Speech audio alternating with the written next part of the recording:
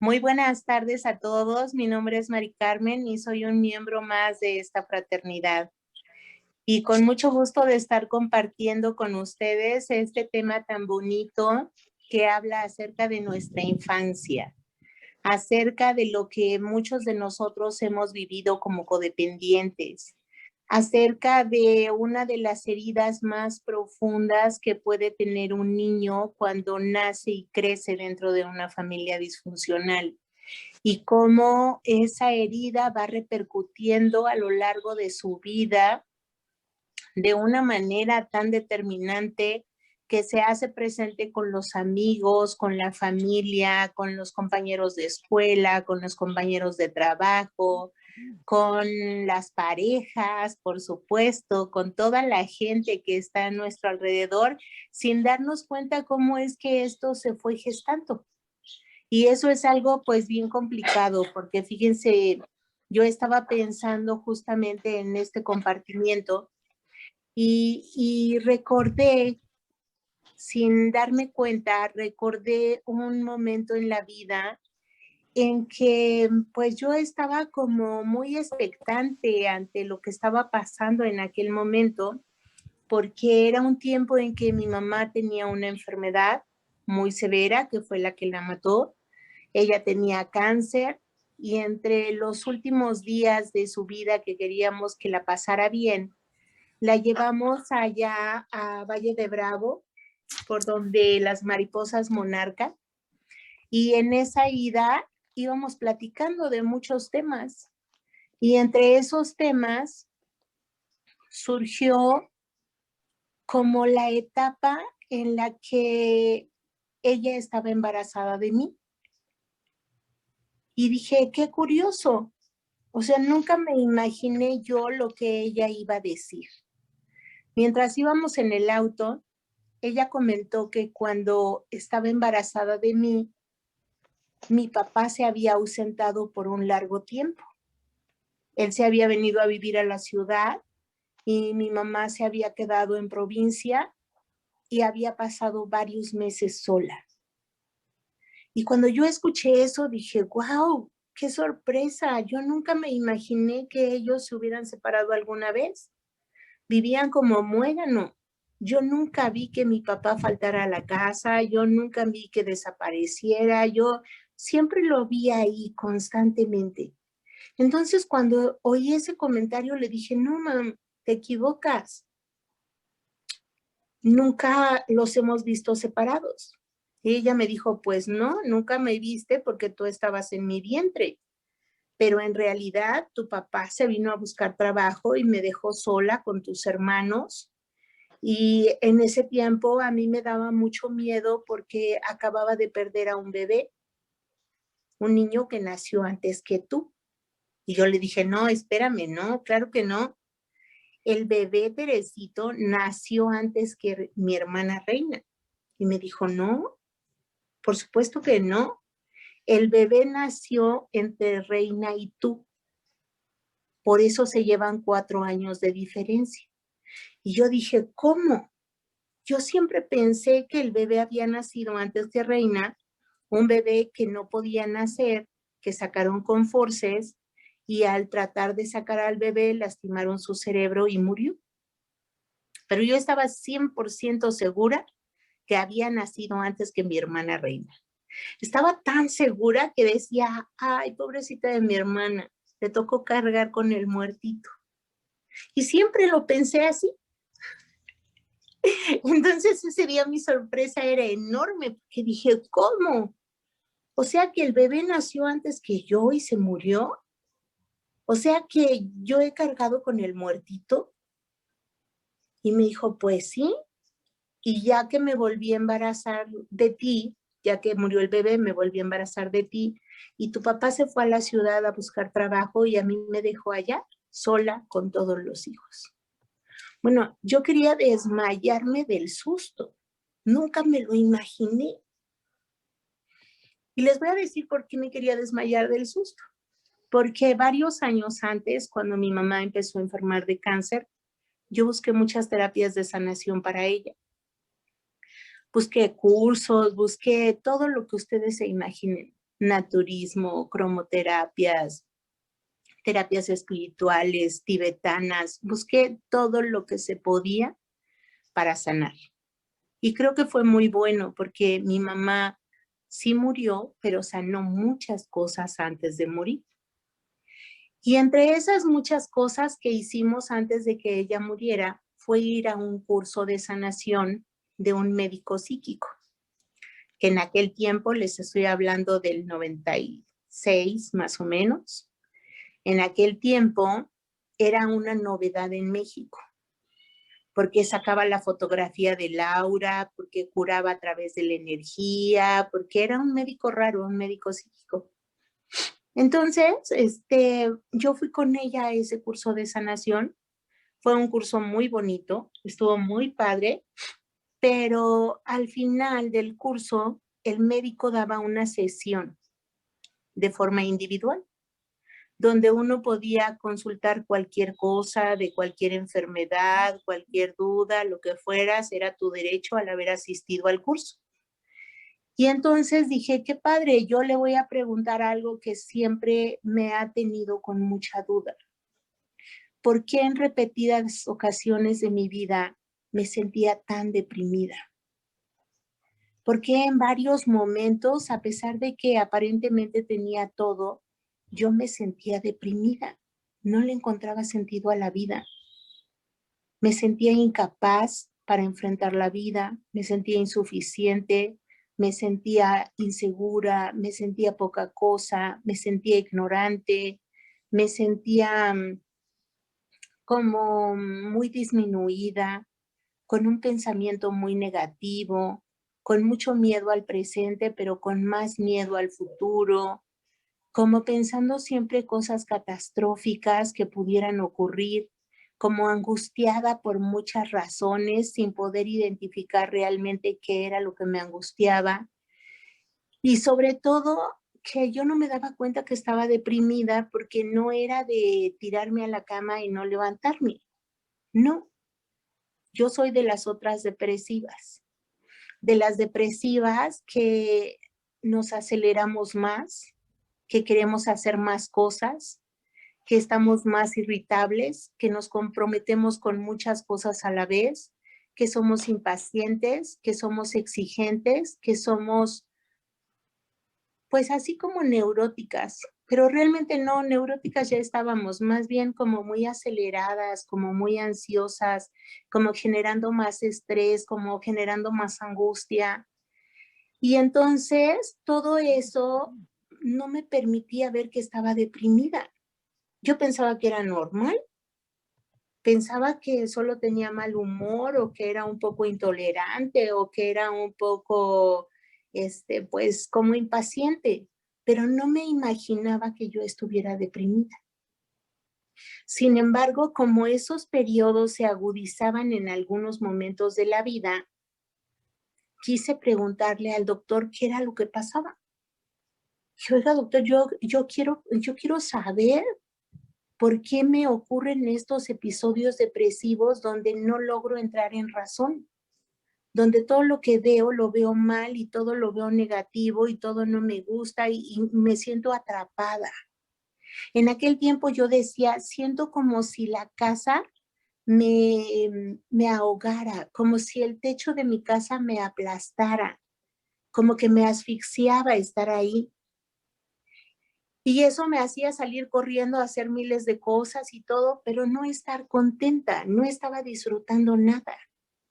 Y se supone que era la vida que yo había soñado y todo, pero no la disfrutaba, no la pasaba bien.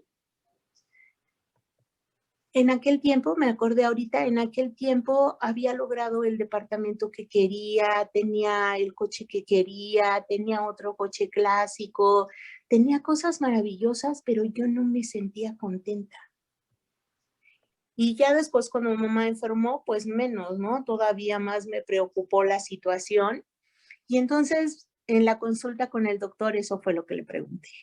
Le dije, quiero saber, no sé si en otras vidas, no sé qué le debo yo al universo, que en muchos momentos me siento así, como profundamente deprimida. Y entonces él se me quedó viendo y desde que se me quedó viendo me asustó. Sentí que me desnudaba con la mirada, pero no me desnudaba de ropa, o sea, me desnudaba de mi interior, que podía ver mucho más de lo que yo misma podía ver, y eso me asustó horrible. Entonces me puse muy nerviosa y él me preguntó qué era lo que me pasaba. No hablaba español en ese tiempo él, entonces tenía una intérprete y ya le dije a su intérprete que estaba yo muy nerviosa, que sentía como mucho miedo. Y entonces él hizo un ejercicio muy padre y solamente con el movimiento de su mano que empezó a poner desde mi cabeza hacia abajo, empezó a tranquilizarme. Y eso me asustó más, porque en la medida en que bajaba su mano, yo me iba tranquilizando más, más, más, y me asustó que causara esa reacción en mí. Como que yo sentía que energéticamente él era muy fuerte y estaba logrando que yo me tranquilizara. Y ya cuando finalmente me quedé tranquila, pude preguntarle. Y le pregunté eso, ¿qué era lo que pasaba? ¿Por qué yo tenía esos episodios de depresión? ¿Y qué podía hacer para salir de ahí? Y él con mucha tranquilidad me dijo, mira, Mari Carmen, tu depresión viene desde tu embarazo, bueno, más bien desde el embarazo de tu mamá cuando estaba embarazada de ti. Y eso llamó mucho mi atención. Dije, ¿cómo? Desde que mi mamá estaba embarazada de mí, me dijo, sí, desde ahí viene. Porque tus papás se separaron durante tu embarazo y eso hizo que tú te sintieras culpable de la separación y esa culpa tan profunda que tú traes te lleva continuamente a la depresión. Cuando algo dispara la culpa, tú regresas nuevamente a la depresión. Cuando me dijo eso, dije, no, no, por supuesto que este es un charlatán, que este es un ladrón, este es un defraudador, este es un mentiroso. Mis papás nunca en la vida se han separado, mis papás siempre han estado juntos, matándose, pero juntos. Entonces eso no puede ser. Y me puse furiosa, me puse muy enojada porque dije, no, esto es un fraude. Esto es una mentira, esto no deberían hacerlo, esto no se debe hacer porque la gente cree cosas que no son ciertas. Terminó el curso, no le dije a mi mamá para no quitarle la ilusión del curso, pero me fui furiosa a mi casa. Lo que sí noté de diferente es que desde que llegué a mi casa yo sentía miedo. En mi casa no, antes no me daba miedo, pero esa noche me dio miedo. Desde abrir la puerta me dio miedo, desde entrar a mi recámara, como que toda era una sensación de un miedo profundo. Así casi miedo al coco, así de no vaya a estar abajo de mi cama o no sé qué se me vaya a aparecer o una cosa así, que sentí un miedo muy profundo, pero me ganaba más el enojo. Estaba profundamente enojada por haber encontrado un charlatán, un mentiroso y un fraudulento. Y entonces no volví a esos cursos de sanación, me fui hacia otras cosas. Y total que pasaron los años cuando en el 2001 mi mamá hace el comentario de que sí se habían separado cuando ella estaba embarazada de mí. Cuando mi mamá lo dijo, a mí me cayó el 20. Dije, claro, el médico psíquico tenía razón. Yo traigo un profundo sentimiento de culpa y es real que ellos se separaron. Es real que mi mamá estuvo varios meses sola antes de venir a la Ciudad de México a acompañar a mi papá. Y ya en ese último mes, mes y medio, fue cuando ella se vino a la ciudad y después nací yo. Eso me impactó, porque dije, el doctor tenía razón. O sea, realmente podía leer el aura, realmente podía saber cosas que yo no sabía, realmente había un tema, no desde el embarazo, desde antes del embarazo. El tema de haber tenido un hermanito antes de que mi mamá se embarazara de mí, pues fue muy duro para ella, porque murió su hijo.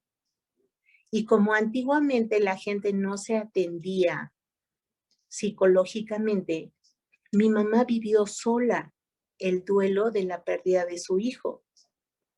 Y poco tiempo después se embaraza de mí. A eso es lo que llamo yo cargar con el muertito. No que cargue con mi hermanito, sino que cargue con el duelo de mi mamá, que estaba muy dolida por haber perdido un hijo de esa manera, haber llegado su embarazo a su fin y justo en el nacimiento el bebé muere. Para mi mamá debió haber sido muy duro. Pero mi mamá, como las señoras de antes, no lo expresaba, se lo guardaba. Lloraba en silencio, se tragaba su dolor y trataba de distraerse con mil cosas. La limpieza, el orden, el estudio, la diversión o incluso también su codependencia con mi papá. Entre más dolor tenía mi mamá, más se afianzaba de mi papá, más dependía de mi papá, más hacía una relación codependiente, más hacía una relación dolorosa y obsesiva que la mantenía profundamente ocupada. Y en ese contexto de una mujer codependiente, reprimida, llena de dolor, viene mi embarazo. Empiezo a crecer dentro de su vientre con mucho problema porque ella traía el dolor del hijo que había perdido, pero no solamente eso, ella también le pesaban mucho los embarazos. Yo soy la séptima de 11 hijos, imagínense nada más. Para mi mamá era muy difícil aceptar otro embarazo, porque era más carga de trabajo, era no poder cuidar a sus otros hijos, era seguir dependiendo de mi papá. Ella vivía los embarazos como un sufrimiento, como qué doloroso tener otro hijo más, otra hija más, otra responsabilidad, otro problema, otra situación caótica, otra situación complicada, sobre todo por los pleitos con mi papá. Mi papá, como buen alcohólico, como buen adicto y como buen enfermo mental, era otro bebé para mi mamá. Era su bebé grande. Era el bebé más latoso. Era el bebé que daba tanta lata y tanta dificultad. Y además era un bebé violento. Era un bebé berrinchudo, así como dicen los AA. Era su majestad el bebé. Y su majestad el bebé era insoportable. Quería toda la atención, quería todo el cariño, quería todo el tiempo, quería todo para él. Para él solo existía él y no existía nadie más. Entonces, claro que para mi mamá era una carga tener otro embarazo. Ella lo vivía así, como un sufrimiento, como otro embarazo. 9 meses más, otro chamaco. No era fácil. Entiendo que su entorno no era fácil. Era difícil ser mamá de 6 hijos o de 5 hijos vivos y uno muerto. Era difícil su situación económica, era difícil la enfermedad del alcoholismo de mi papá, era difícil el entorno violento en el que estaban los dos, era difícil no tener la comprensión que ella necesitaba, ni el consentimiento, ni el cariño, ni el acompañamiento durante un proceso tan bonito como es el embarazo.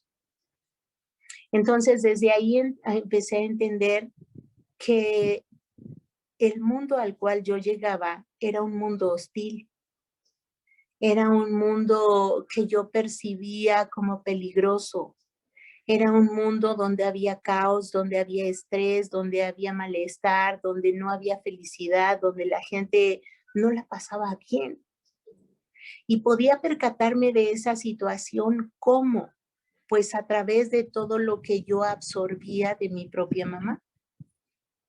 Es decir, todos los bebés, al igual que yo en aquel tiempo, absorbemos todo lo que pasa con nuestra madre, porque nos alimentamos de ella. porque a través del cordón umbilical nos hace llegar a través de la sangre todos los nutrientes, pero también todas las demás sustancias que ella produce en su cuerpo y que nos va transmitiendo a nosotros en este crecimiento que vamos teniendo dentro de su vientre. Entonces, cuando yo fui enterándome de cómo fue su embarazo, dije, qué angustiante, qué angustia vivía mi mamá, qué estrés, qué cantidad de cortisol producía su cuerpo, qué cantidad de adrenalina consumía su cuerpo, más bien producía su cuerpo, que me lo transmitía a mí. Además se quedó sola, con una gran responsabilidad, sintiéndose de alguna manera frágil por el embarazo, pasan varios meses sola, viene acá con mi papá y se enfrenta a una ciudad que ella no conocía, sin amigos, sin familia, sin dinero, sin gente en donde apoyarse. Realmente creo que mi mamá la pasó mal. Estaba muy sola. Estaba muy sola, muy desprotegida y muy abandonada por su propia pareja. Porque para mi papá lo que existía era el trabajo y el alcohol, no su familia. Nunca imaginé que todo eso tuviera que ver con la herida del rechazo.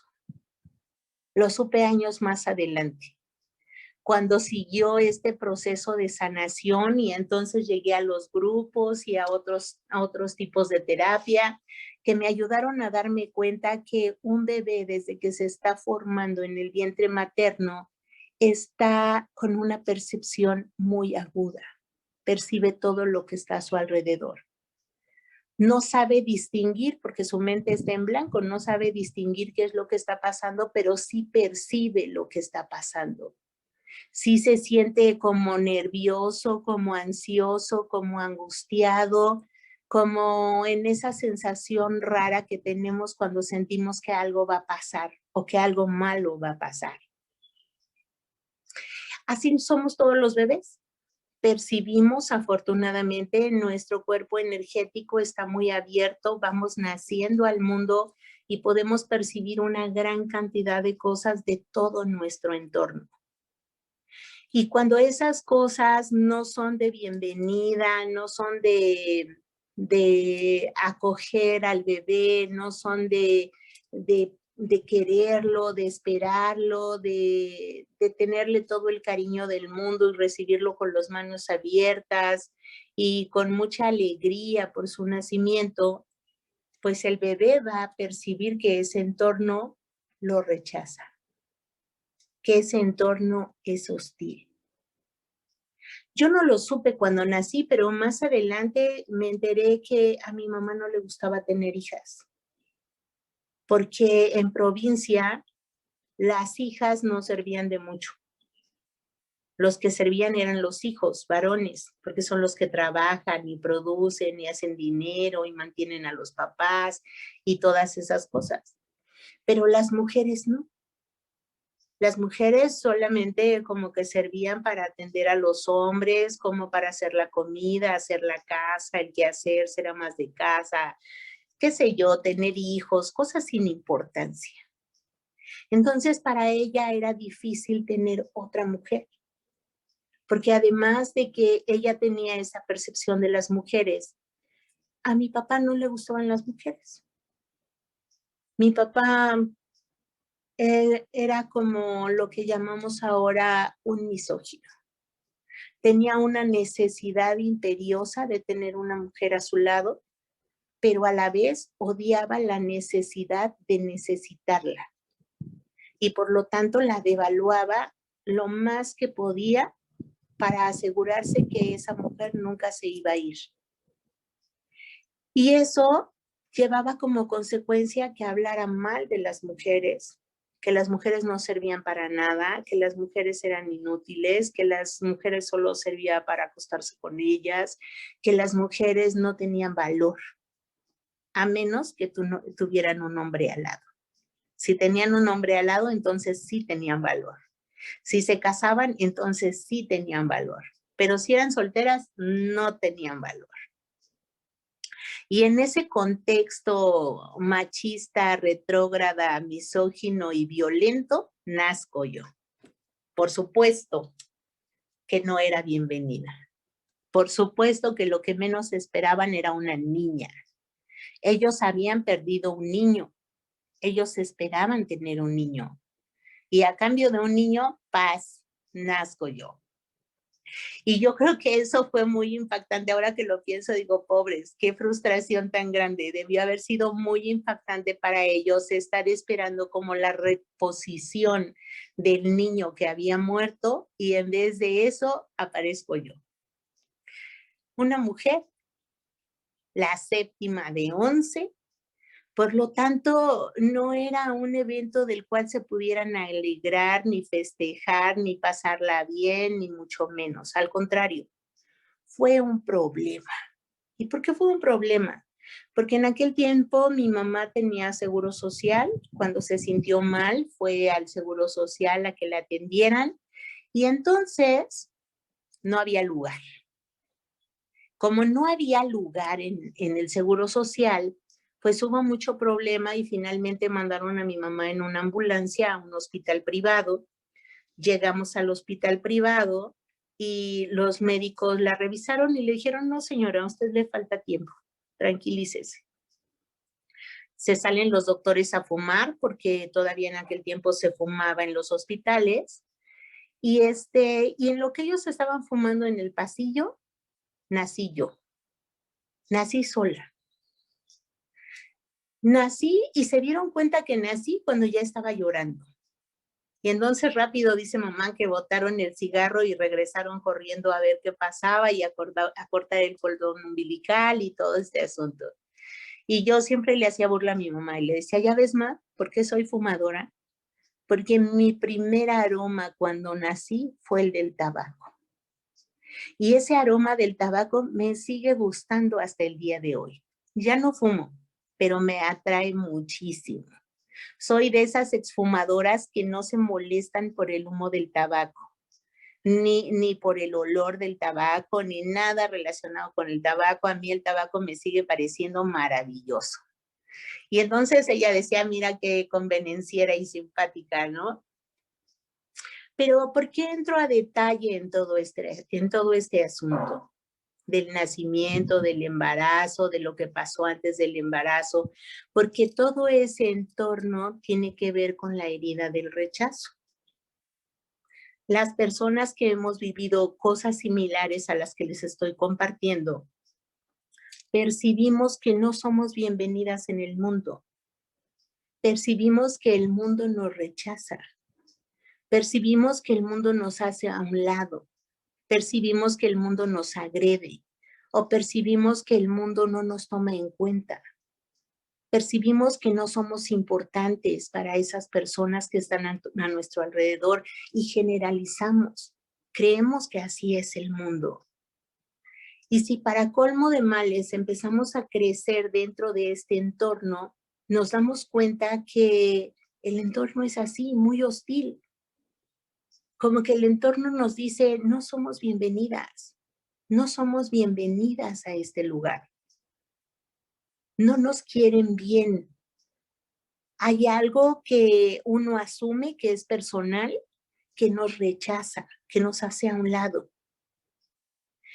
Y eso, aunque no lo podemos entender, lo vamos grabando en todo nuestro ser. Lo vamos grabando en nuestra mente. Y nuestra mente no solo está en el cerebro, nuestra mente está en todo nuestro cuerpo. Grabamos en todo nuestro cuerpo, en todas nuestras células, que no somos bienvenidos o bienvenidas, que el mundo nos está rechazando. Pero fíjense, además de eso, yo escuchaba en la casa, de las primeras cosas que escuchaba era que el mundo era peligroso, que la vida era un sufrimiento, que las cosas se ganan con el sudor de tu frente, que lo bueno te cuesta y te cuesta mucho, te cuesta lágrimas, te cuesta esfuerzo, te cuesta trabajo duro, que la vida es complicada, que en la vida se sufre y se parte uno la madre para estar ahí en la vida.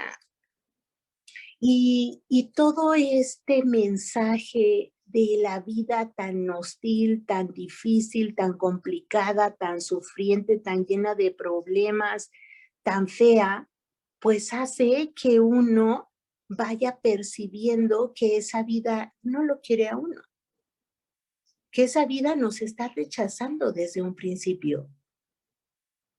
Y eso se va confirmando durante la primera infancia. Cuando nacemos y a través de los mensajes de los adultos nos damos cuenta que no esperaban una niña, que esperaban un niño, o al revés, que estaban esperando una niña y que nace un niño. Y uno percibe la desilusión de los padres. Uno percibe cómo ellos empiezan a rechazarte. Esa es una de las razones del rechazo que uno percibe desde el nacer. Hay otras personas que han tenido otro tipo de experiencias. Hay personas que la madre ha muerto durante el nacimiento del bebé y el bebé lo percibe como un rechazo, aparte del abandono, lo percibe como un rechazo a su persona, como si él tuviera algo desagradable, algo feo, algo detestable, que por eso la gente se alejara o se muriera. Hay personas que simplemente les hacen saber que no querían hijos, que no los esperaban.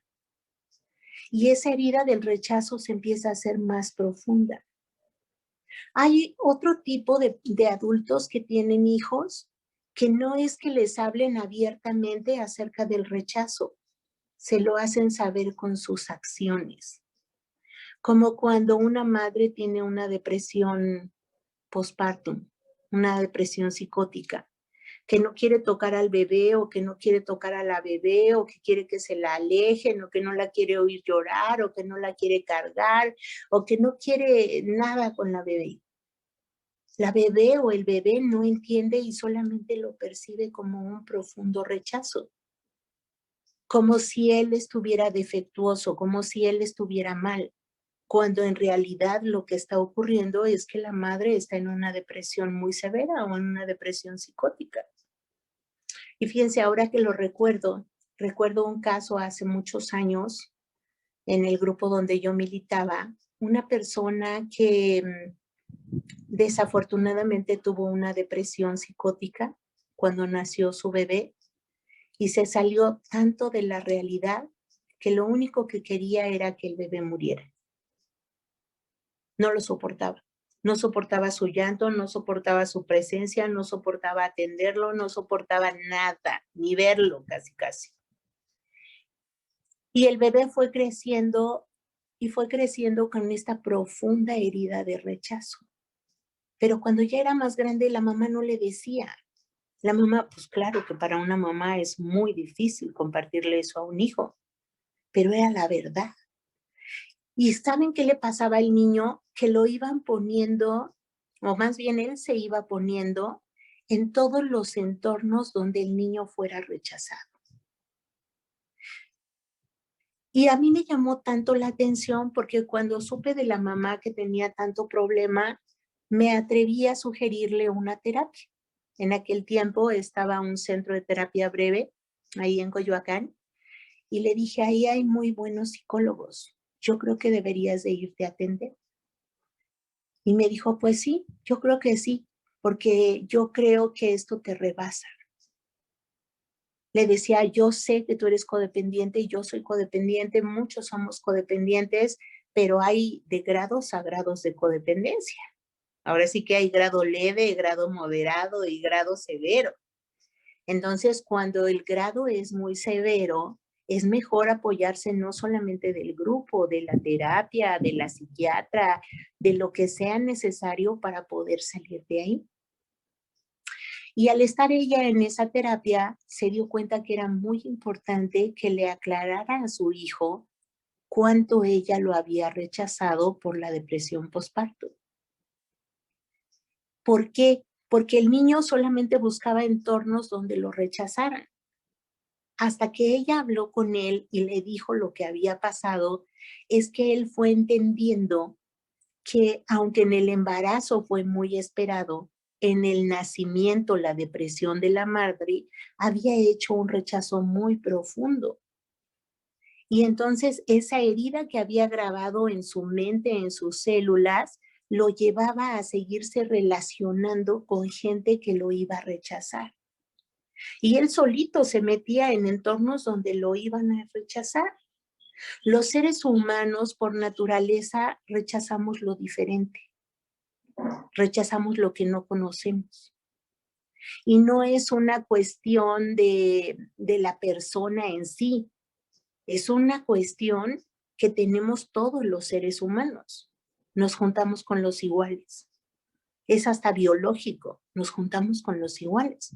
Si hay alguien que no percibimos igual, entonces empezamos a rechazarlo o simplemente nos hacemos a un lado de él y nos vamos con otras personas que no son familiares.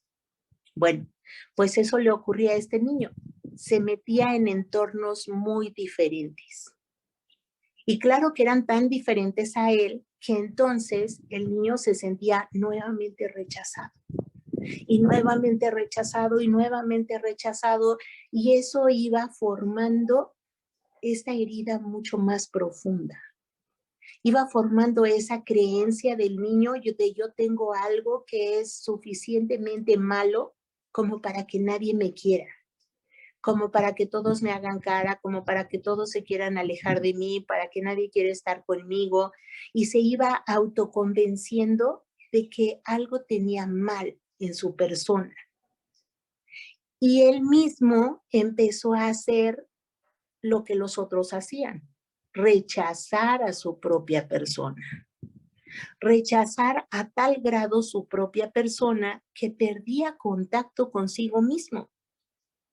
Y se quedaba con una idea nefasta de quién era él, una idea nefasta que no correspondía a la realidad, pero para él era su realidad. Él empezó a verse como un niño feo, como un niño violento, como un niño grosero, como un niño maleducado, como un niño horrible, y que por eso mismo todo el entorno a donde quiera que iba lo rechazaba. Y decía, pues no podía ser de otra manera, debo de tener algo malo, por eso no importa qué escuela vaya, no importa qué parque vaya, no importa dónde yo me esconda, de todas maneras la gente me va a rechazar. Y muy triste, fíjense, porque ese niño empezó a tener graves problemas en la escuela, desde muy chiquito. Desde kinder ya tenía fuertes problemas en la escuela. Y entonces un día la maestra se dio cuenta que el niño como que tenía mucho problema para relacionarse con los demás. Y sin explicación alguna, le pegaba a los niños, los empujaba, los pateaba, daba lata. Horrible, horrible el chamaquito. Hasta que un día los niños lo encerraron en el salón y lo dejaron ahí encerrado y el otro estaba desesperado, gritando, llorando, empezó a pegarle al plástico de la puerta hasta que lo rompió. Y entonces la maestra vino, lo regañó, le llamó la atención y el niño se le fue a las patadas a la maestra. Peor tantito. Se lo llevaron a la dirección.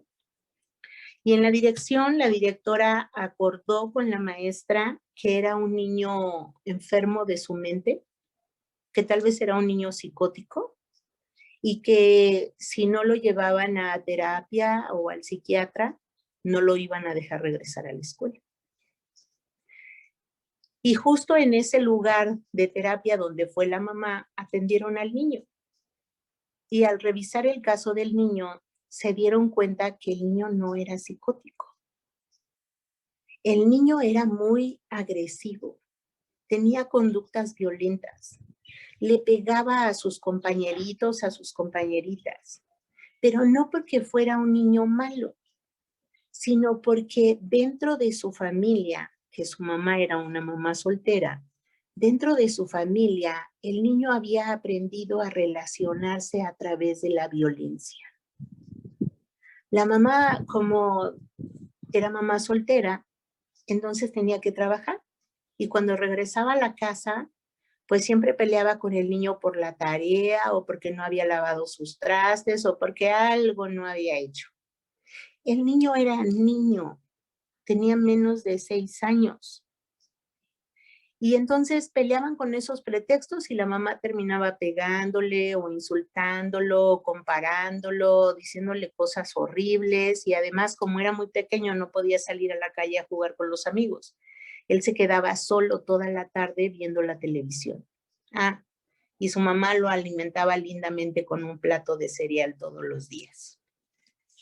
Entonces, por supuesto que en la terapia se dieron cuenta que el niño no era psicótico, que el niño era un niño con conductas violentas porque había aprendido a relacionarse con los demás a través de la violencia. Y a través de violentar a otros, entonces lograba que la gente lo rechazara, que la gente lo aislara, que la gente lo separara, que la gente lo etiquetara, que la gente lo viera como mal, por algo que él mismo estaba buscando. Eso es lo que va ocurriendo. Va ocurriendo durante la primera infancia, que cuando nuestros padres o los adultos responsables de nosotros no tienen la capacidad para cubrir las necesidades básicas de un niño, entonces el niño va aprendiendo lo que tiene en el entorno. Y ese niño lo que tuvo en el entorno desde que nació fue rechazo, rechazo, rechazo, rechazo de su persona. Yo me preguntaba eso, ¿dónde pega la herida del rechazo? La herida del rechazo no pega en el hacer, no pega en el ser, pega en la persona. La persona siente que no es adecuada, la persona siente que tiene algo malo, la persona siente que es alguien como insuficiente, como indebida, como de segunda, como que le falta algo, como si tuviera algo feo, algo degradante, como si fuera menos que los demás, como algo horrible que es susceptible de ser rechazada.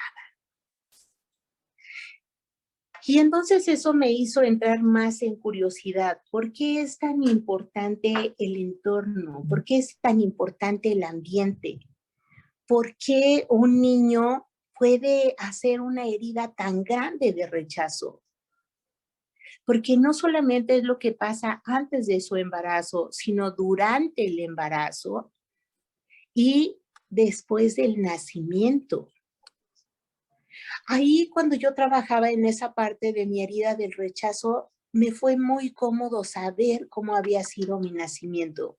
De hecho, yo necesitaba saber cómo había sido mi nacimiento. Necesitaba saber si me esperaban o no me esperaban. Necesitaba saber si esperaban una niña o un niño, y ya después ya les conté, ya me fui enterando, ¿verdad? No me gustó enterarme, pero me aclaró la mente darme cuenta de qué era lo que había estado pasando y por qué esa herida del rechazo se iba haciendo cada vez más grande. Los niños, todos los niños, necesitamos una estructura para crecer seguros, para sentirnos cómodos, para sentirnos aceptados. Y desafortunadamente en una familia como la mía no había estructura. No había horarios, no había actividades predecibles, no había certidumbre. En mi familia nunca sabíamos qué iba a pasar.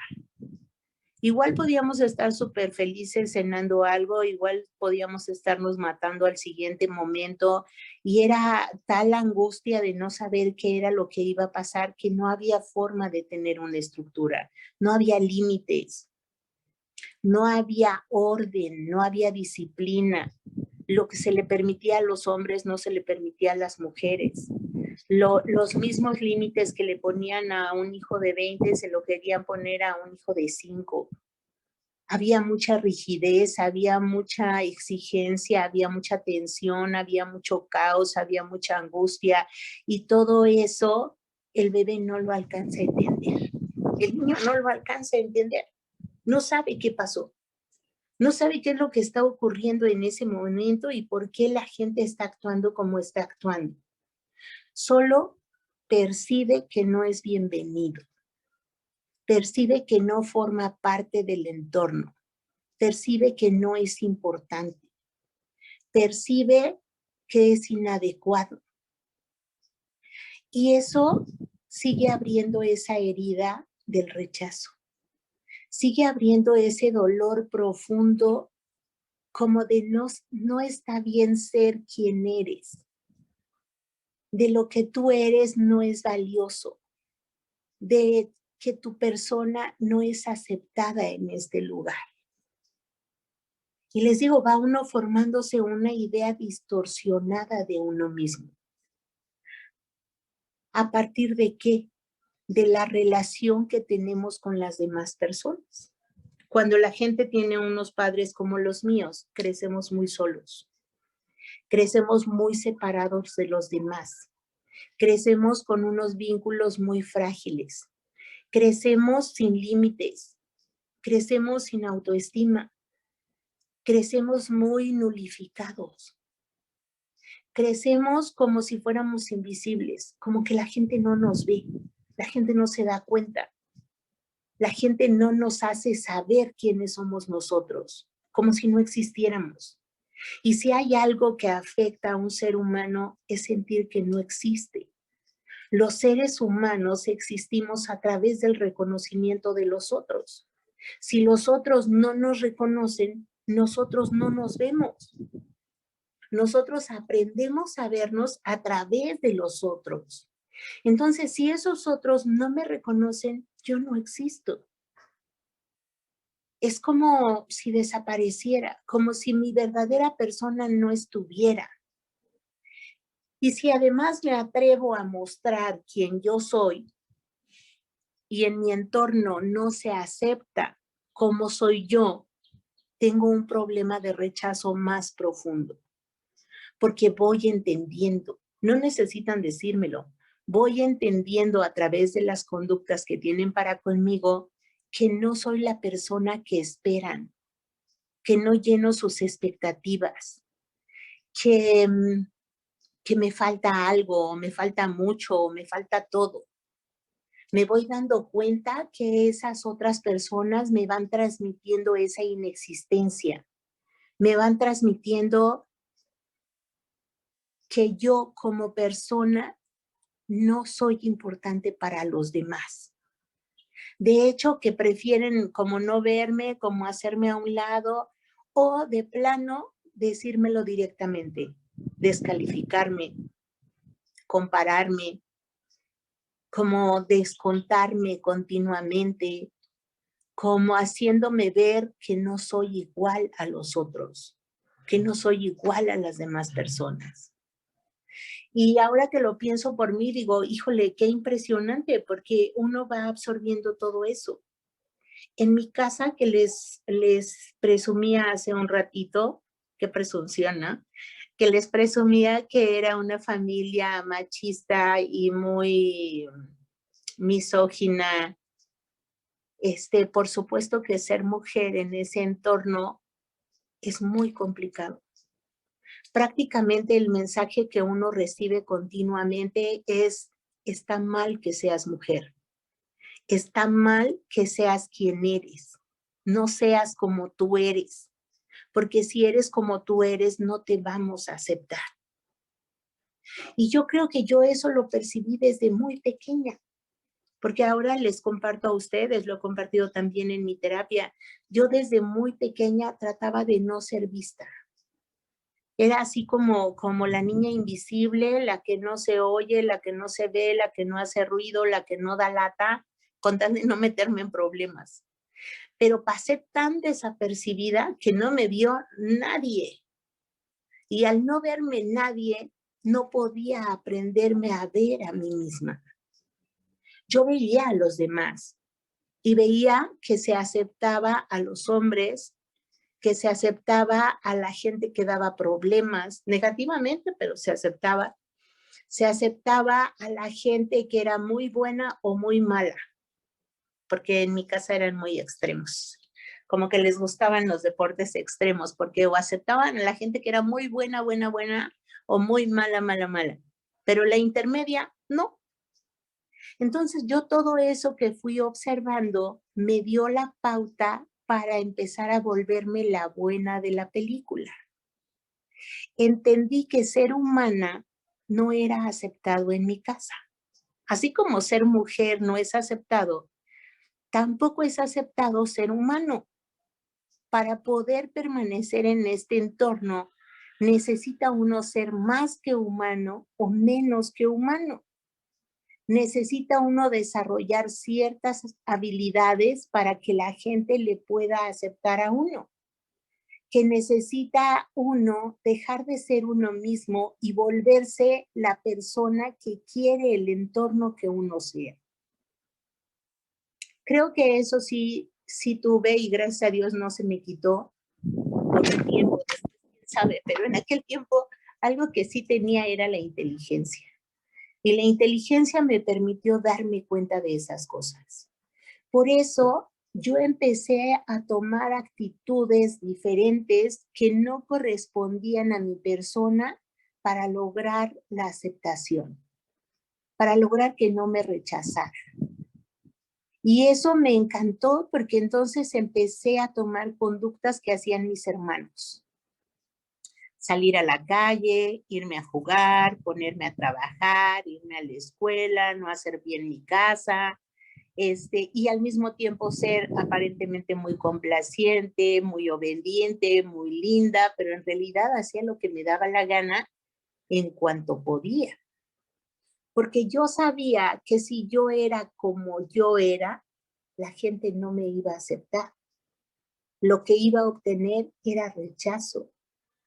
Y en ese entorno, repito, las mujeres éramos muy rechazadas, éramos muy devaluadas, éramos como, es mujer, es una niña, es una chamaca, como alguien sin valor, como alguien que no sirve, como alguien que ojalá y no estudie, se case pronto y se vaya de la casa y así nos vamos a quitar un peso de encima.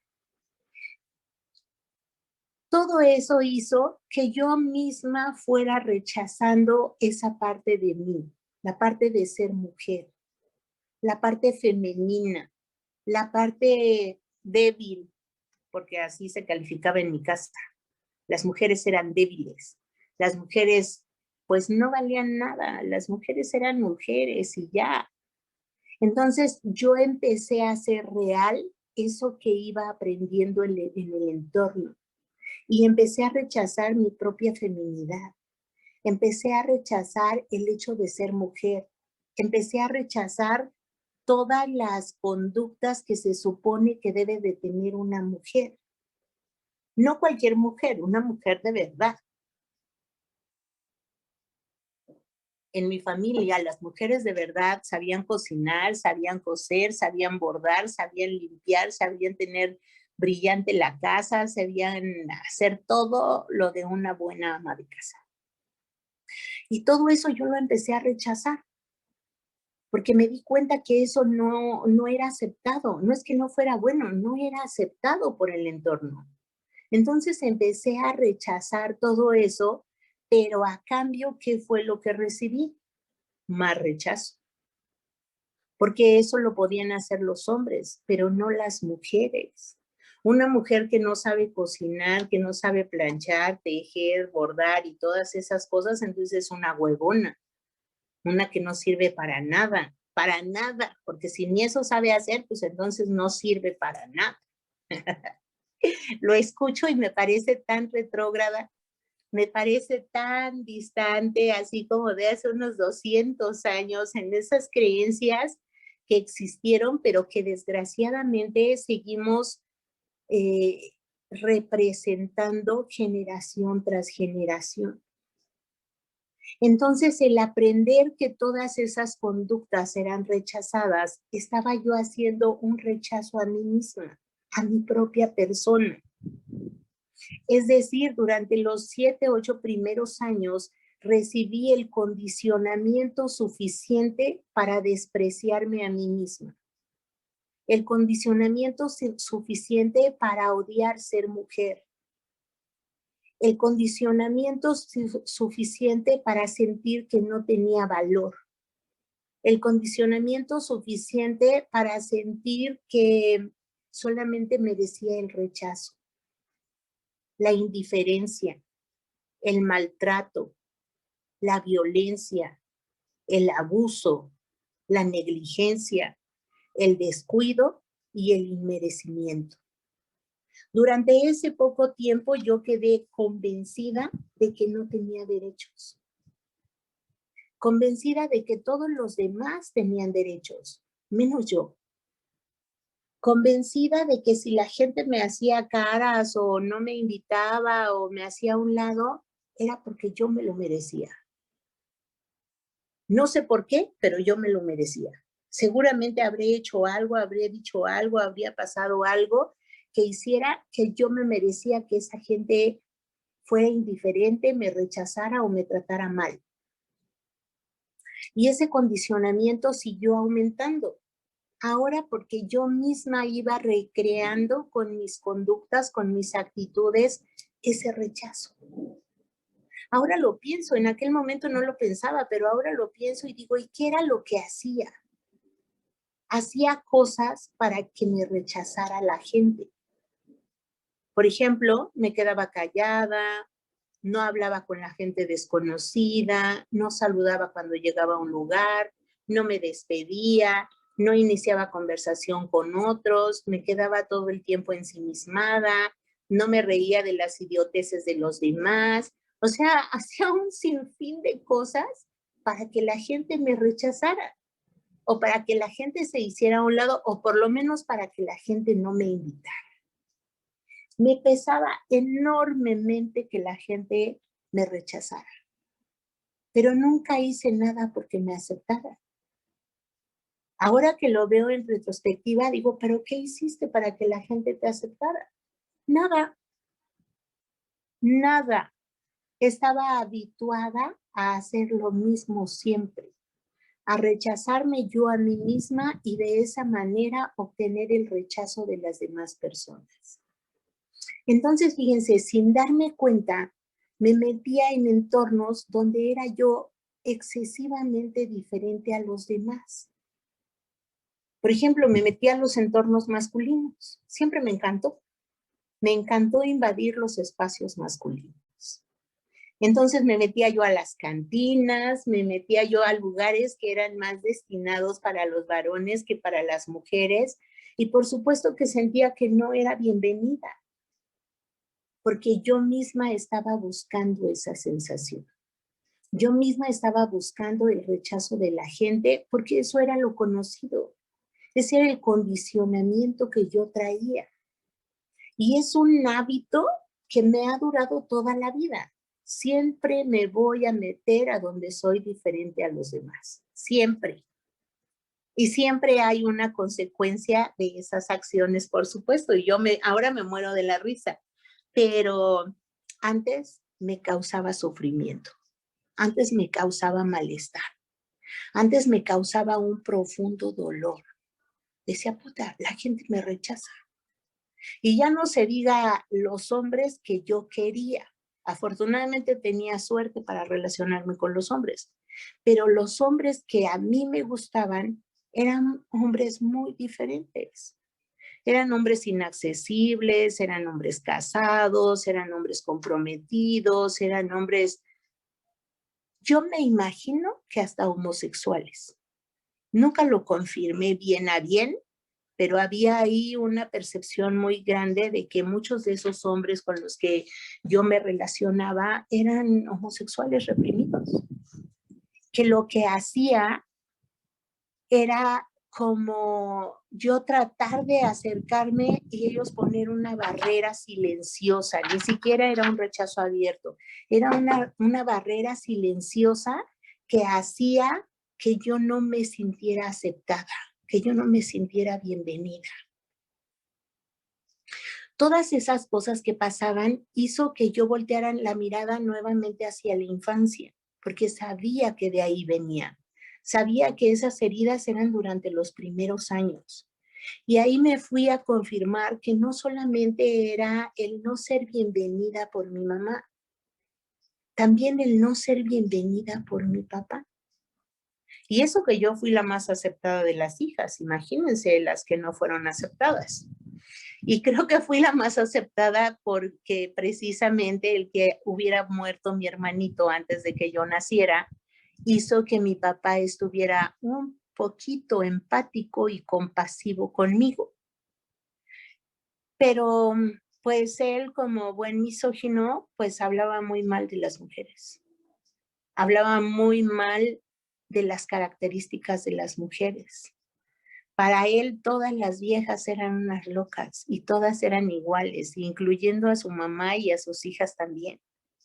Entonces empecé a darme cuenta que el rechazo venía de los dos lados, no solamente del lado materno, también venía del lado paterno, que había sido un conjunto de conductas que nos mostraban que no éramos bienvenidos los hijos. Todos. La verdad es que ahí sí fueron parejos, ninguno de nosotros era bienvenido, pero las mujeres menos. Las mujeres todavía eran más rechazadas que los hombres. Eso hizo que yo estuviera como más aferrada a obtener la aceptación de los varones. Yo buscaba ser como un niño. Yo buscaba ser como un niño para ser aceptado, no porque quisiera ser niño, sino porque buscaba esa aceptación que no podía lograr. Y eso hacía que yo empezara a competir con los hombres. En vez de relacionarme con ellos y complementarme, yo competía con los hombres. Yo quería demostrar que era más que los hombres, que podía ser superior a los hombres. Pero por supuesto que eso es absurdo dentro de esta sociedad. ¿Por qué? Porque no hace falta, no solamente hace falta lo que yo quiero, sino lo que el entorno acepte. Entonces, aunque yo hiciera lo mismo que un hombre, no iba a tener la misma aprobación ni la misma aceptación que un hombre, porque no soy hombre simplemente. Y tienen toda la razón. No podía ser lo mismo, no podía ser igual. Pero como yo no me daba cuenta de eso, yo competía con los hombres. Y fíjense, bien curioso, porque esa necesidad de competir me llevó a buscar una relación con un hombre con el que pudiera entrar en competencia. Un hombre que yo veía con cualidades similares a las que yo tenía, una persona que fue mi pareja y que yo veía como alguien fuerte, inteligente, capaz de hacer muchas cosas en la vida, y yo empecé a competir con él. Y ahí es donde se arruinó mi relación. Y se arruinó mi relación porque en vez de compartir una vida con esa persona, yo competía todos los días con esa persona. Yo quería ser superior a él o por lo menos como él. A tal grado que invadí su espacio en su familia, invadí su espacio con sus amigos, invadí su espacio en su trabajo. Bueno, llegué a ser tan invasiva que incluso tomaba sus camisas y me las ponía. Y no las necesitaba. Solamente quería o tenía una necesidad muy profunda de ser como era él. Eso era lo que yo quería. ¿Y para qué quería eso? Para ser aceptada. ¿Y qué fue lo que obtuve? Más rechazo. Cuando él se percató de que yo competía en la relación con él, pues él empezó a competir también muy fuerte.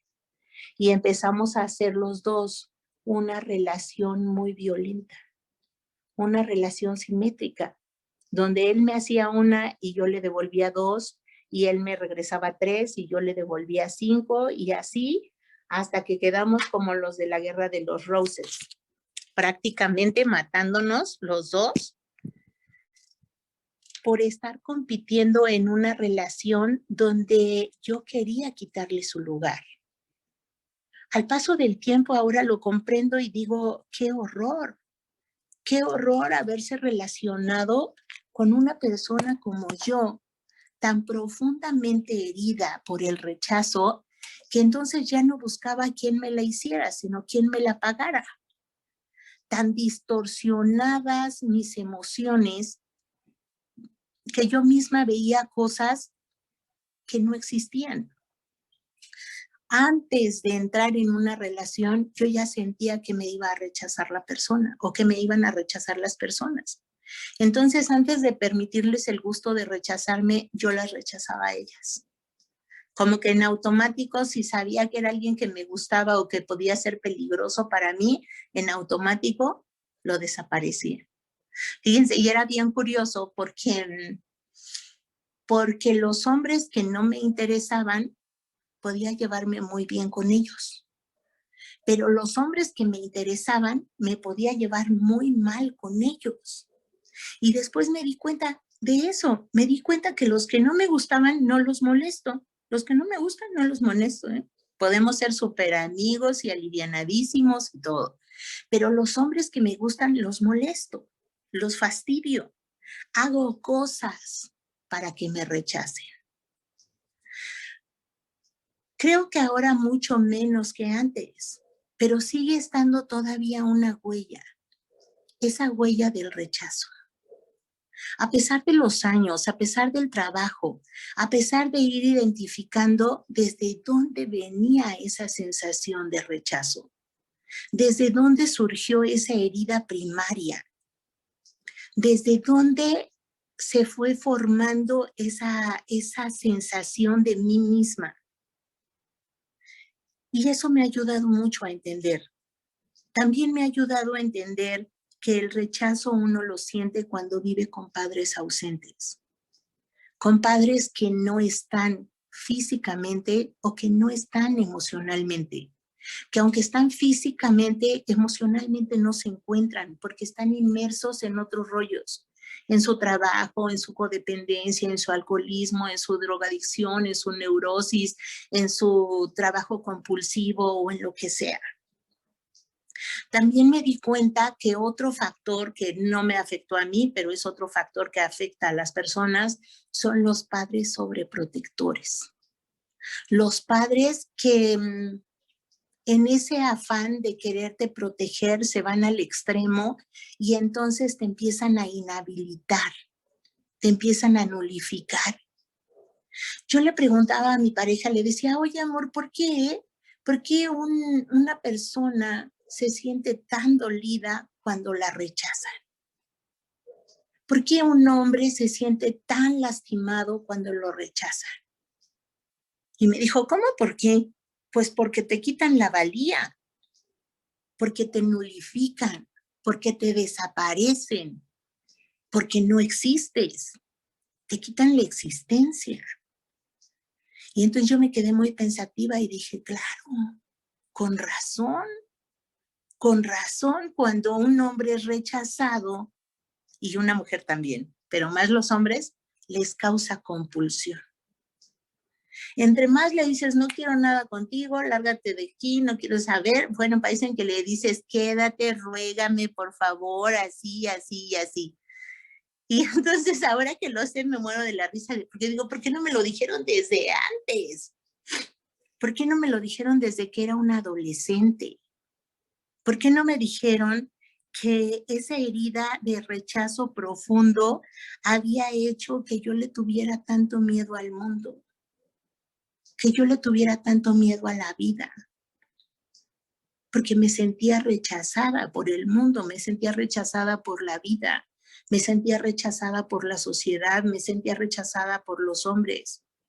Por los amigos no, pero por los hombres que me gustaban sí. Y que eso tenía que ver no con los demás, eso tenía que ver conmigo.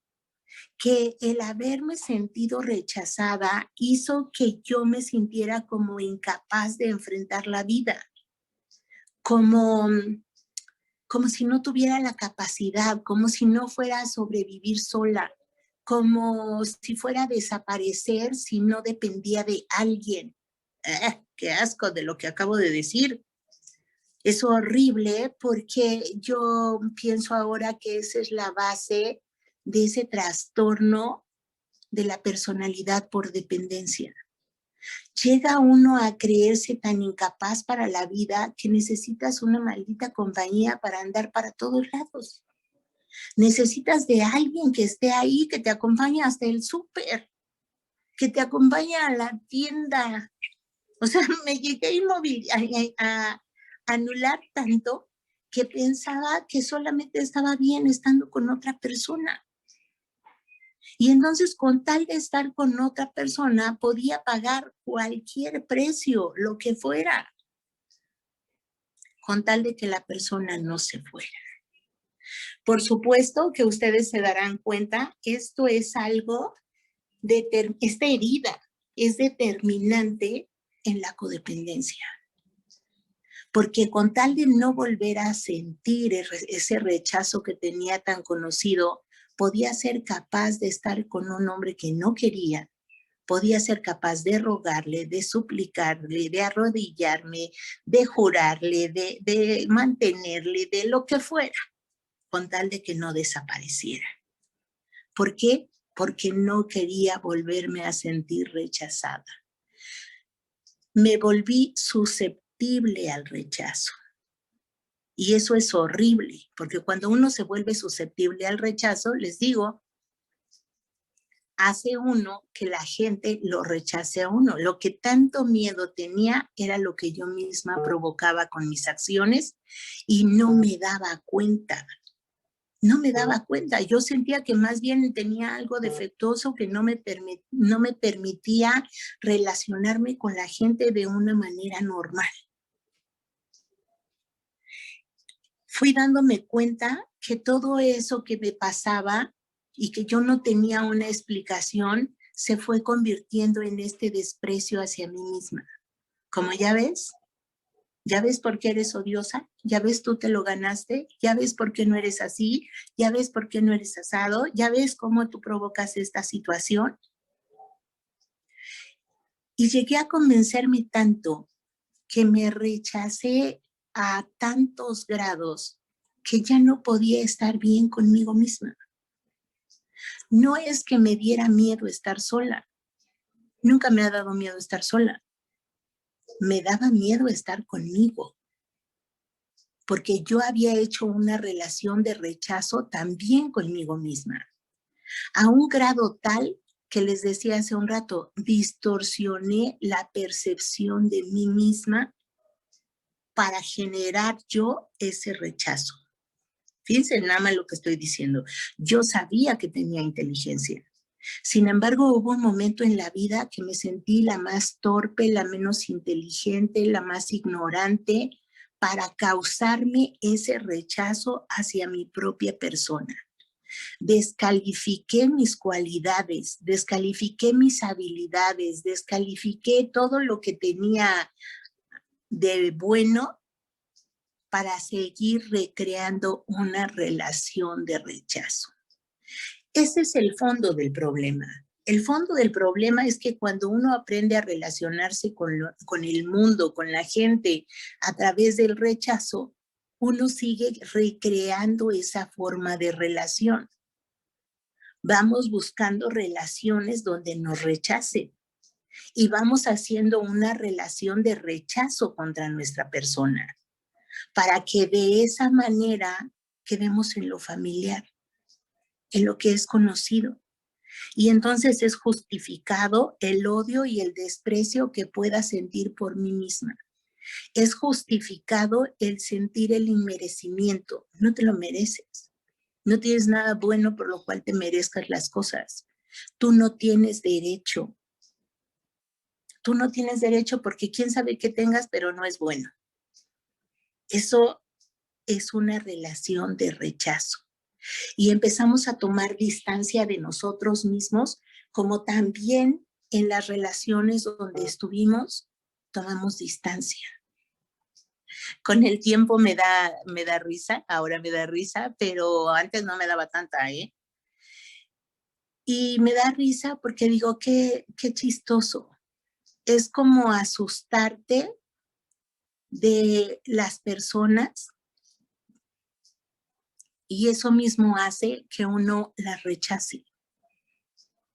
Y después quedarse convencido de que solamente yo soy la persona que está mal. Solamente yo, no todo el mundo, solamente yo soy la persona que tiene este problema. Por eso no merezco estar ni conmigo misma. Por eso no merezco ser aceptada ni por los demás ni por mí. La herida del rechazo es una herida que genera un profundo odio y un profundo dolor de sentir tanto odio hacia uno mismo. Y bueno, a mí me encantaría seguir hablando de este tema, pero yo sé que me he terminado el tiempo, que tenemos ya las 8:30 y que tengo que dejar espacio para sus preguntas, que con mucho gusto voy a recibir. Así que, Alma, a la hora que tú me digas, está bien. Ay, Mari Carmen, pues la verdad es que me ha encantado tu compartimiento. Y yo creo que a todos, ¿eh? Así es que lo malo es que solo tenemos media hora, porque yo por mí me seguía, ¿ves? Pero bueno, tenemos media hora y vamos a empezar a dar la palabra. Gerardo, ¿te gustaría dar la palabra, por favor? Claro que sí. Gracias, compañeros. Vamos a empezar la media hora, como estaba mencionándose, de preguntas y lógicamente respuestas. Vamos a empezar con nuestra compañera Esperanza, por favor, si abres tu micrófono y haces tu pregunta. Gracias. Buenas noches, compañeros. Gracias por la oportunidad y gracias por la compañera, que hay un reflejo muy grande con su compartimiento. Gracias, compañera Mari Carmen. La pregunta es, gracias. ¿Qué has hecho para superar tú el rechazo? Hacer toda esta indagatoria para empezar. ¿Cómo fue mi embarazo? ¿Qué ocurría antes de mi embarazo? ¿Qué pasó cuando nací? ¿Y cómo fue mi primera infancia? ¿Qué se opinaba de las mujeres? ¿Qué se opinaba de los hombres? Toda esta indagatoria me sirvió para ver el contexto, de dónde surgió toda esta percepción que yo tenía. Y después de indagar todo esto que les acabo de compartir a ustedes, observar qué es lo que hago yo para seguir recreando ese tipo de relación, cómo yo me comporto con la gente, qué es lo que hago cuando estoy en contacto con otras personas, cómo trato a mis amigos, a mis compañeros, a mis compañeras, a mis vecinos, a mi familia, a todo el mundo, para darme cuenta cómo es que ahora yo hago ese tipo de conductas que van provocando el rechazo de las otras personas. También indagar cómo es mi relación con los hombres, esto que les compartí en este momento, cómo compito con ellos, cómo los descalifico, cómo los nulifico, cómo les fastidio la existencia, cómo hago esas cosas. Y no me dio tiempo para decirlo de las mujeres, pero con las mujeres yo creo que he tenido más problema que con los hombres. Fíjense qué chistoso. Con los hombres me peleo abiertamente, con las mujeres no. Con las mujeres me peleo calladamente. Con las mujeres tengo conductas descalificatorias, despreciativas, las nulifico y a veces no necesito decir nada, ¿eh? A veces solo con la mirada puedo descalificar a alguien. Entonces, ese tipo de cosas es las que me sirvieron para darme cuenta dónde estaba mi herida y cómo le hacía yo para seguir haciendo más grande la herida. Así le hago, compañera. Gracias, qué amable. Gracias a ti. Gracias. Compañeros, vamos a seguir. Andy, por favor, si haces tu pregunta, abres tu micrófono. Gracias. Sí, buenas noches. Discúlpenme, pero yo todo lo que escuché me hizo toda la herida. Me siento mal. Estoy viéndome toda mi vida reflejada en todo lo que compartió Mari Carmen y no sé cómo hacer. Estoy hace tiempo en coda, pero veo que está toda la fuente acá en la herida del rechazo.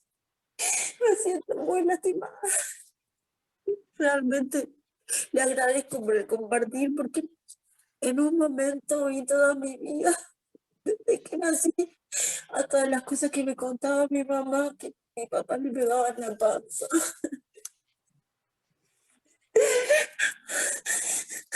Solo quiero saber cómo puedo hacer para sanar todo esto, porque como dice ella, no puedo estar sola ni conmigo misma. Gracias. Gracias a ti, Andy. Gracias a ti, Andy. Gracias a Cintia que me invitó a escuchar esta junta. Gracias, Andy. Vamos a seguir, compañeros. Marlene, por favor, si eres tan amable, abrir tu micrófono. Gracias. Buenas noches, compañeros. Mi nombre es Marlene y soy codependiente. Hola, Marlene. Hola, Marlene. Hola, Mari Carmen. Pues antes que nada quiero darte las gracias por tu compartimiento. Pues como muchas, me sentí como que todo, identificada. Pues me sigues dando, escucharte. Sé que solo eres un medio, para yo seguir trabajando muchas heridas que todavía tengo, más la herida del rechazo y del abandono. Pues yo recientemente terminé tratamiento de cáncer de mama. Hablando con un padrino me dijo que venía de la herida del abandono y del rechazo de mi padre, que pues hablando un poco, ahorita lo primero que se me ocurrió es mandarle un mensaje a mi mamá. No tengo mucho contacto con ella, pero se lo mandé para decirle que me gustaría platicar con ella y lo primero que se me nació es poder platicar con ella y que me platique de lo que escuché de ti, ¿no? En qué situación me estaba esperando, cómo eran las cosas a mi alrededor para seguir trabajando. Pues eso es una herramienta que ahorita pues pude hacer, poder mandarle mensaje a mi mamá, y pues cómo seguir trabajando puedo trabajarlo porque tengo a mi mamá, pero mi papá pues él se fue desde que yo tenía 2 años y lo que dicen es que a mí me quería mucho, quería que mi hermano, tengo una hermana de 1 año más chica que yo, que ella la rechazaba más porque quería que fuera hombre, pero pues yo sigo trabajando en eso de aceptar que yo misma enfermé mi cuerpo, todavía no es algo que yo acepte al 100%, pero creo que si no lo sigo trabajando, pues difícilmente voy a poder trascender todas estas heridas. Y si yo ahorita acepto que yo misma me provoqué esto, creo que seguiría odiándome más y no seguiría perdonándome, porque la verdad es que sí, como tú lo dices, ¿no? Esa herida del rechazo, más que nada la proyecto en mí, el rechazo hacia mí, el odio hacia mí. Entonces, pues solamente agradecerte y pues alguna herramienta para seguir trabajando a ese papá, a esa ausencia y ese rechazo.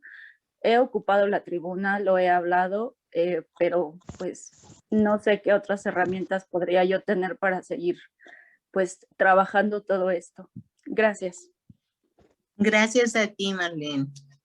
Gracias a ti. Y ahorita me haces pensar en algo, pues algo que es muy bonito. Realmente uno no puede aceptar lo que no conoce. Uno no puede aceptar a quien no conoce. Y creo que cuando uno se ha rechazado tanto, uno no se conoce. Uno necesita entrar en este proceso en coda, y en coda porque es muy fácil hacerlo en coda, más fácil que en otros lugares, este proceso de autoconocimiento. Yo no puedo aceptarme si yo no me conozco. ¿Cómo voy a empezar a aceptarme cuando vaya descubriendo cómo soy en realidad? Ni soy hombre, ni soy intento de hombre, ni soy detestable, ni soy todo lo que me pude haber imaginado. Soy ahora una persona, un ser humano en crecimiento, un ser humano que tiene muchos defectos, pero que también tiene muchas cualidades, un ser humano muy resiliente y con mucha capacidad para enfrentar la vida. Y eso me voy a ir enterando de ello en la medida que voy trabajando conmigo, con mi propia historia, conociendo todo esto que voy indagando, no solamente del entorno, sino de mí. Entonces, para continuar en este proceso de autoaceptación es bien importante conocerse. Y cuando entra uno en este proceso, se da uno cuenta que esa imagen que tenía uno de uno mismo no corresponde a la realidad.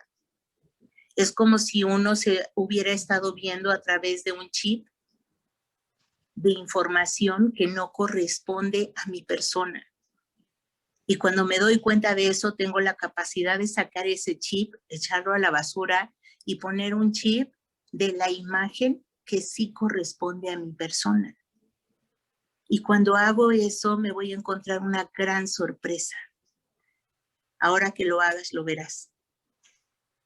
Y creo que ese es un buen proceso para continuar en esta dinámica. Gracias. Gracias.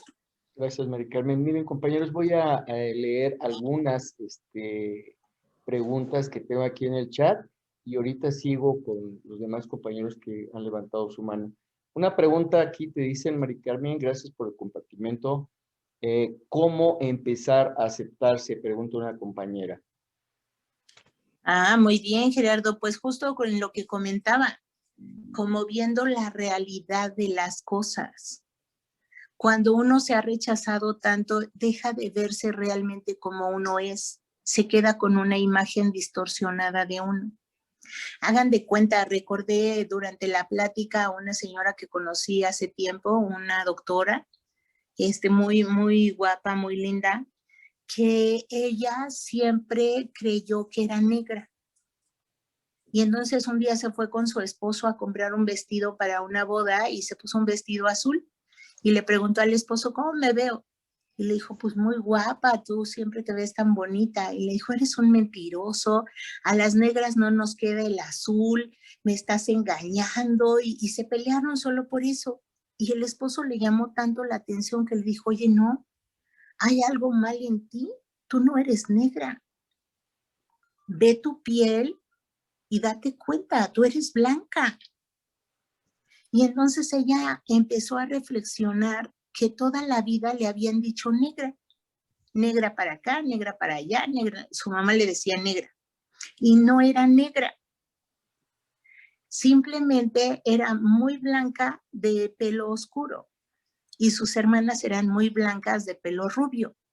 Por eso le decían negra, pero su piel era blanca. Y llegó a tal grado a sentirse rechazada y a verse como negra que estaba convencida de que era negra. Tenía una distorsión de la realidad. Cuando se pudo dar cuenta y vio cómo era en realidad, es lo que yo les decía hace un momento, quitó ese chip que no corresponde a la realidad y puso un chip que sí corresponde a su realidad. En esa medida en que uno se va conociendo, uno se va aceptando. Pero para aceptarse hay que ver la realidad. Nadie es tan malo como nadie es tan bueno. Gracias. Gracias. Gracias, compañeros. Voy a pasar uno y uno. Compañero Fernando C., por favor, si eres tan amable en hacernos tu pregunta. Gracias. Gracias, Gerardo. Hola, Mari Carmen, ¿qué tal? Mi querido Fer, ¿cómo ¿Qué tal? estás? Ya nos vemos hasta en la sopa. Fíjate Sí. que ahorita escuchándote estaba haciendo un recuento de mi vida. Mi mamá me rechazó porque yo escribía en izquierda. No me rechazó, sino no le gustaba que yo escribiera con la izquierda. Porque en su idea era que Dios está a la derecha del Padre, no a la izquierda. Y mi mamá es una mujer católica que nomás le hace falta dar misa, de esas que están siempre ahí. Una manera que yo rechazaba o no me sentía merecedor de una relación, yo les decía, ¿sabes qué? Yo no soy honesto, por si quieres estar conmigo, yo nunca voy a ser honesto contigo. Así como, no le entres porque no te convengo. Pero pues Así eran es. kamikaze, ¿no? No, sí, yo le entro, ¿no? Yo sí me meto. Entonces, en una ocasión estudié una carrera que me encanta de agente de viajes, para decirle a la gente a dónde tienen que ir a viajar y todo, ¿no? Como codependiente. Y ya estaba, nada más me faltaba la parte para hacer mi servicio social y que me salgo. Y que se acaba la carrera y nunca pude sacar ese diploma. Pues, no sabía por qué andaba haciendo eso, pues era como un autosabotaje, era una sensación de que yo no merezco ni una carrera, ni iba a ser.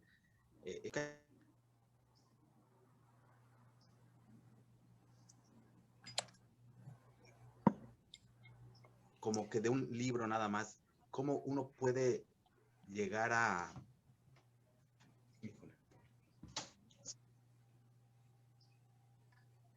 ¿Cómo uno puede, como pregunta ya, sanar esas partes internas, más allá como que de un libro o solo una plática? Porque hay cosas que creo que van más así, más profundas. ¿Cómo uno puede llegar a ese autoperdón y saber que es digno de las cosas buenas de la vida, de una buena relación, de una buena carrera, de un buen estilo de vida? ¿Cómo puede llegar a ese lado? Gracias. Tienes toda la razón, Fer. Gracias a ti por estar aquí acompañándome en este compartimiento. Tienes toda la razón. No es suficiente una plática para sanar una herida tan profunda. Tampoco es suficiente un libro para trabajar una herida tan profunda. Ni siquiera es suficiente un taller para trabajar una herida tan profunda. Este es un trabajo diario que tenemos que estar haciendo las personas que estamos en recuperación. Lo primero es reconocer que sí nos dañaron. Ahí hay una confusión bien grande de la gente. Mucha gente dice, no, yo ya no quiero hablar de eso, del histórico, del pasado, ya no quiero hablar de eso porque me duele, porque no quiero volver a recrear esas situaciones, el pasado ya pasó y solo por hoy quiero vivir en el aquí y en el ahora. Pero esa es una forma de autoengaño. Esa es una forma de seguir negando algo que sí pasó. Tenemos que reconocer que todos los que somos adictos o dependientes o obsesivos compulsivos traemos un niño interior muy lastimado. No traemos una pequeña herida, no traemos un rasguñito, traemos heridas de a de veras, traemos heridas que nos han causado mucho dolor y que nadie ha reconocido nuestro dolor, que nadie ha reconocido a esa niña o ese niño que no pudo desarrollarse adecuadamente. Entonces, lo primero es hacer un proceso de reconocimiento de esas heridas tan profundas que traemos, pero no un reconocimiento a nivel racional, así de, sí, reconozco que me pegaron. No, no, no, es un reconocimiento a nivel emocional, entrar a la emoción, qué sentí, qué siente un niño de 2 años, de 3, de 1, de 5, qué sentí para poder exteriorizar esa emoción, para poder sacar ese dolor que está ahí guardado de hace muchos años, porque es como hacerle caso al niño. Es como decir, ya niño, ya te vi. Después de tanto desmadre que has hecho en la vida, ya te estoy viendo. Reconozco que te fue como en feria. Reconozco que estás vivo por la gracia de Dios nada más.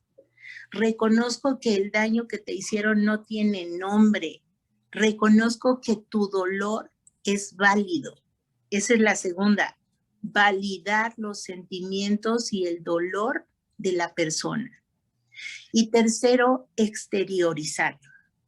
Ya vas. Como primera fase. Como segunda fase, lo que yo tengo que hacer es cambiar mis conductas, cambiar esa forma de relación que ahora yo tengo conmigo y cambiar todo lo que yo hago para sabotearme, así como tú lo acabas de mencionar.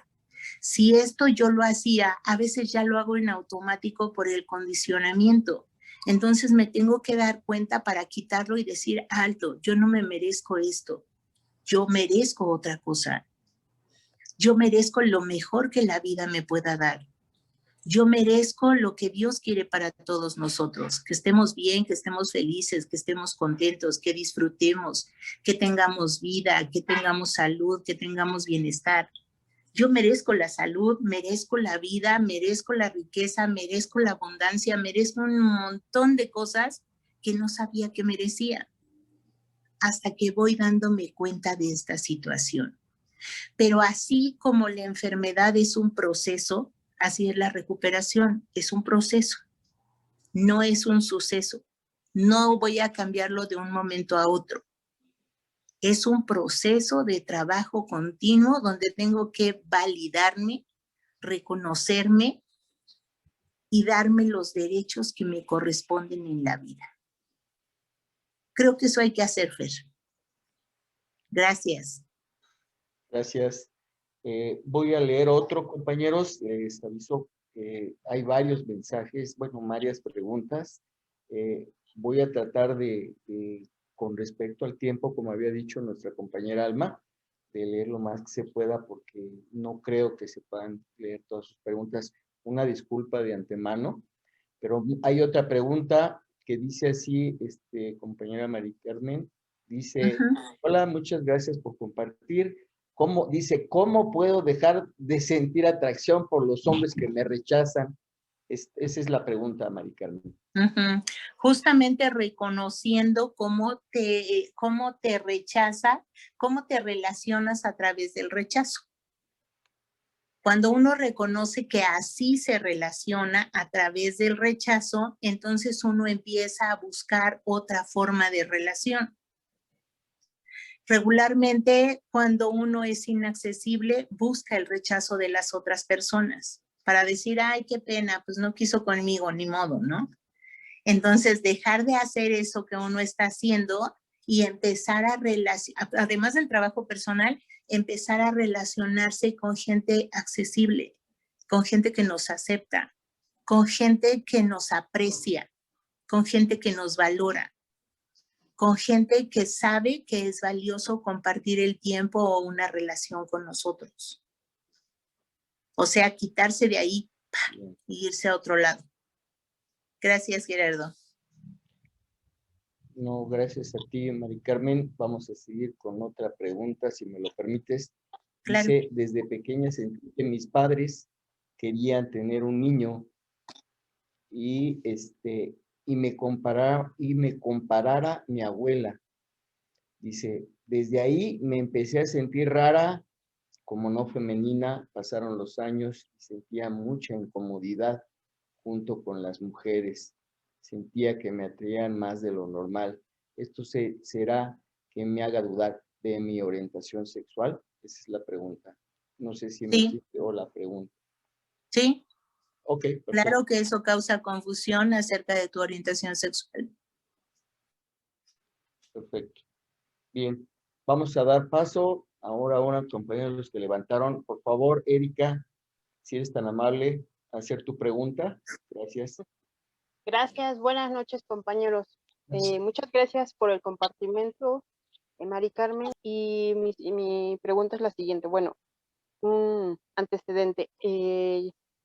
Cuando yo detecté que yo tenía también esta herida de rechazo muy, muy marcada, se me hizo fácil reclamarle a mi mamá el por qué, siendo yo hija única, no me había prestado la atención, el cariño, no me había dado el acompañamiento emocional que yo había necesitado, creía que había necesitado.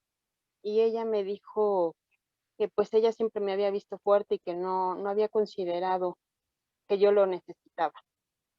Y creí que al preguntarle iba a sentir cierta tranquilidad o algo, y no, al contrario, se generó más resentimiento. Y entonces mi pregunta es justamente con relación a las etapas que mencionaste en la anterior pregunta que hizo el compañero Fernando. ¿En qué momento de esas etapas tú llegaste a sentir resentimiento y cómo lo trabajas? Gracias. Gracias a ti. Por supuesto que llegué a sentir mucho resentimiento con mi mamá, con mi papá, con las mujeres, con los hombres, con la sociedad, con el mundo, con Dios, con todo. Fíjate, yo escuchaba de los resentidos sociales y decía, ay, qué feo esa gente resentida social. Y un día me di cuenta que esa gente resentida social también era yo. porque estaba resentida con la sociedad, con las personas que eran queridas, que eran aceptadas, que eran amadas, estaba resentida con el mundo entero. Entonces, ¿cómo lo trabajé? Mucho fue la bendición de tener mi grupo que yo tenía. Yo soy del grupo de Charco Azul y gracias a Dios en ese grupo pude compartir mucho en tribuna mis resentimientos. También me sirvió mucho el amadrinamiento. Yo tengo una madrina maravillosa que me ha ayudado durante un largo proceso en la vida. Y cuando ya era tal mi enojo, mi odio, mi resentimiento, busqué otros tipos de terapia para complementar con mi grupo. Durante mucho tiempo estuve usando la terapia corporal, la terapia física, para sacar el resentimiento, porque así como escuchaba yo hace ratito, yo ya había generado enfermedades muy fuertes como el cáncer, como la diabetes, y me di cuenta cuando las padecí que el cáncer, por ejemplo, había sido mucho odio y mucho miedo de todo lo que había vivido y mucho odio hacia mucha gente. Entonces yo sabía que si no sacaba esas emociones de mi cuerpo, yo solita me iba a matar. Así que trataba de utilizar la tribuna no para recordar lo que pasó, sino para revivir la emoción que yo tenía y exteriorizarla durante mi tribuna, o durante mi amadrinamiento, o durante mi cuarto paso, o durante mi terapia, y ese es un proceso que ha sido continuo, de tal manera que poco a poco va desapareciendo. Y algo que también aprendí, que ahorita recordé al ver el chat, porque vi algo así de ¿y cómo perdonamos? Y digo, no se debe perdonar tan pronto. No quiere decir que me voy a ir a desquitar con mi mamá y la voy a desgreñar. No quiere decir que también le voy a patear el trasero a mi papá. No, por supuesto que no. Para eso es la terapia. Para sacar mi emoción en otro lugar y no lastimar a otra gente. Tengo todo el derecho de estar resentida y enojada, pero no tengo derecho a lastimar a los demás.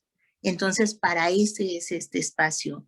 Y al día de hoy sigue siendo muy importante mis juntas. Todas mis juntas van ayudándome en ese proceso de sanación. Así le hice. Muchas gracias. Gracias a ti. Compañeros, estamos a unos minutos de terminar. La verdad, quiero agradecerte, Mari Carmen, a nombre de nuestro grupo y personalmente, que pues, nos hayas compartido muchísima experiencia, la fortaleza y esperanza que siempre estamos persiguiendo en estos compartimientos. En general, a mí en lo particular también creo estoy seguro que nos va a servir mucho para trabajar muchos aspectos de esta circunstancia, ¿no? El reflejo en muchas formas, yo creo que es no nada más mío, sino de los demás. Y creo que pues nada más me queda por agradecerte mucho. Afortunadamente hay muchos agradecimientos de muchísimas personas que veo aquí, 3 nuevos mensajes y etcétera, ya los revisé, pero finalmente, pues gracias. Yo tengo que agradecerte, mi compañera Alma Rosa, yo creo también va a querer agradecer por último, antes de dar por terminada esta junta. Y pues bueno, afortunadamente me preguntan también si es grabada. Bueno, para todos ya les contestamos de una vez que sí está grabada. Posteriormente, ya se subirá al chat de Camino a la Serenidad, ¿no? Gracias. Mari Carmen, ¿quieres decirle algo a nuestra compañera? Digo, Alma. A Alma, perdón. Discúlpame. Bueno, a ver si Mari Carmen me quiere decir algo a mí. No, no es cierto, es al revés. Mari Carmen, pues, ¿qué te digo? Híjole, pues nos faltó tiempo. Pero bueno, esperemos que en alguna otra oportunidad puedas acompañarnos nuevamente, porque sí nos faltó tiempo y de hecho, pues una disculpa por eso. Sin embargo, pues como les había comentado, ahorita empieza otra junta de trabajo en nuestro grupo y no me queda más que agradecerte muchísimo, Mari Carmen, por tu compartimiento. Gracias. Muchas gracias, bonita. Gracias a ustedes por invitarme y nos vemos la próxima. Gracias. Vamos Hasta luego. Vamos a terminar, compañeros, con esta, generalmente pues lo terminamos como siempre con nuestras, a ver si se alcanza a ver, un momento, porque no lo veo aquí en mi compartimiento. Perdón, ¿eh? Albertito. Compañerito, ya deja tu nombre en paz, compañerito.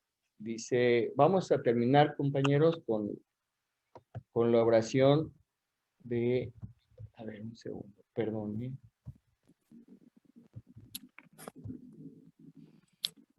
Con la oración de la responsabilidad y el yo soy responsable. Esta es la oración de la Trinidad, dice el Señor. Concédeme las cosas que no puedo cambiar, para cambiar las ayúdame a reconocer la diferencia, la necesidad y no la mía. La oración de la responsabilidad que dice, yo soy responsable cuando cualquiera donde quiera extienda su mano pidiendo ayuda. La mano que codependientes anónimas siempre esté ahí, por eso yo soy responsable. Y por eso yo soy